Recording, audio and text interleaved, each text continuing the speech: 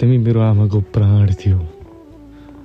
तिमीलाई बचाउन मैले आफ्नो तर्फबाट हुने हरेक कोसिस गरेँ, तर सकिनँ। तिमीलाई यसरी टड्पाएर राखिराख्नुभन्दा बरु मुक्ति दिनु उचित लाग्यो। सक्छौ भने माफ गरिदेऊ मलाई। तिमी पनि आमा नै हो।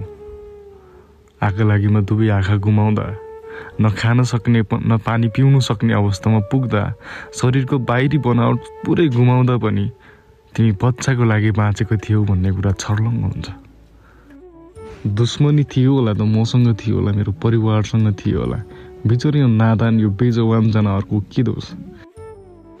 कृपया साथीभाइ, आफन्त, इष्टमित्र, मान सम्मानको लागि भनेर अपराधीलाई बचाउने प्रयास नगर्नुहोस्।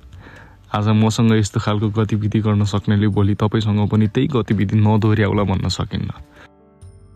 यो घटनाले मेरी आमा विक्षिप्त बनेकी छिन्। उनको मानसिकतामाथि निकै गहिरो घाउ लागेको छ।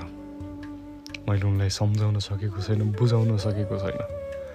जब त्यो भैँसीको पेटबाट निकालिएको यो बच्चाले मुटु ढकढक्यायो, तब म रातभरि राम्रोसँग निदाउन सकेको छैन। ए गुलाब, तिमी सुगन्ध छर्न त आयो, तर मन उजाड भएको बेलामा आयो।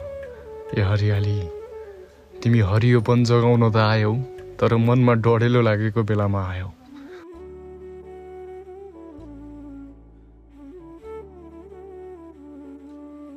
कुनै समय काली भनेर बोलाउँदा दौडेर नजिकाउने त्यो भैँसी आज आफ्नै आँखा अगाडि यसरी टाढा जाँदा मन सम्हाल्न सकिरहेको छैन। मन भारी भएको छ। मेरो मेन्टल्ली प्रेसर यति हाई भएको छ कि कुरै नगर्नु। यसरी तिमीलाई आफ्नै हातले अन्तिम संस्कार गर्नु सजिलो त थिएन, तर पनि परिस्थितिसँग जुझ्दाखेरि मन दोहोरो बनाएर तिमीलाई बिदाई गरे।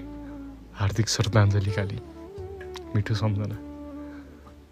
तिमीले मेरो लागि दिएको यो बलिदान यसै खेर त जानेवाला छैन। म त्यसलाई यसै छोड्नेवाला पनि छैन।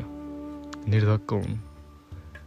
न्याय ढिलो चाँडो होला, तर न्याय अन्धो हुँदैन।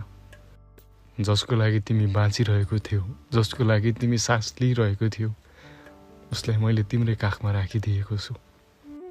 न्यायमा ढिलो चाँडो होला, तर न्याय अन्धो हुँदैन। तिमीले मेरो लागि दिएको यो बलिदान यसै खेर जानेवाला छैन।